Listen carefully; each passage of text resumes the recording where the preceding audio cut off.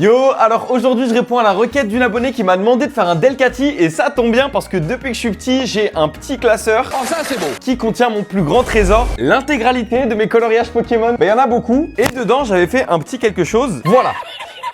Il est pas super beau et du coup je me suis dit bon, cette fois-ci je vais lui rendre honneur et je vais faire un vrai truc dans lequel il sera vraiment mis en valeur. Donc j'ai commencé par faire la base, l'arbre à chat que j'ai fait en noir, puis ensuite que j'ai fait cuire car je me suis dit que j'allais disposer les objets dessus. Ensuite j'ai décidé de m'attaquer à Delcatty, le plus gros morceau de la sculpture. Donc j'ai pris une boule vanille et j'ai commencé à faire le corps. Et oui, vous inquiétez pas, c'est bien le corps de Delcatty. Et ensuite, après avoir fait le corps, je me suis dit que j'allais passer à tout ce qui était les accessoires autour de lui, entre guillemets. Son écharpe violette, sa queue, ses putain d'oreilles que j'ai dû refaire 3 fois, mais que j'ai fini par réussir à faire. Puis ensuite, je me suis dit, bon, qu'est-ce que je peux rajouter dans la sculpture pour rajouter un peu? Je me suis dit, autant rajouter sa sous-évolution Skitty, que j'adore en plus. Donc, j'ai fait un petit Skitty qui dort sur le point le plus haut de l'arbre à chat. Donc, j'ai pris une boule rose pour le corps et j'ai pris une boule rose pour la tête. J'ai rajouté son petit visage, puis j'ai fait sa queue et j'ai fait pour les petites pattes de petites boules vanille. J'ai fait le deuxième Skitty en train d'attaquer la queue de Delcatty. Je vais te briser tes os, je vais te boire ton sang. Parce que dans le Pokédex, il est écrit que c'est un Pokémon qui est super joueur. Une fois que j'avais fait tout ça, je me suis dit que ça faisait un peu vide, donc j'ai décidé de rajouter quelques accessoires,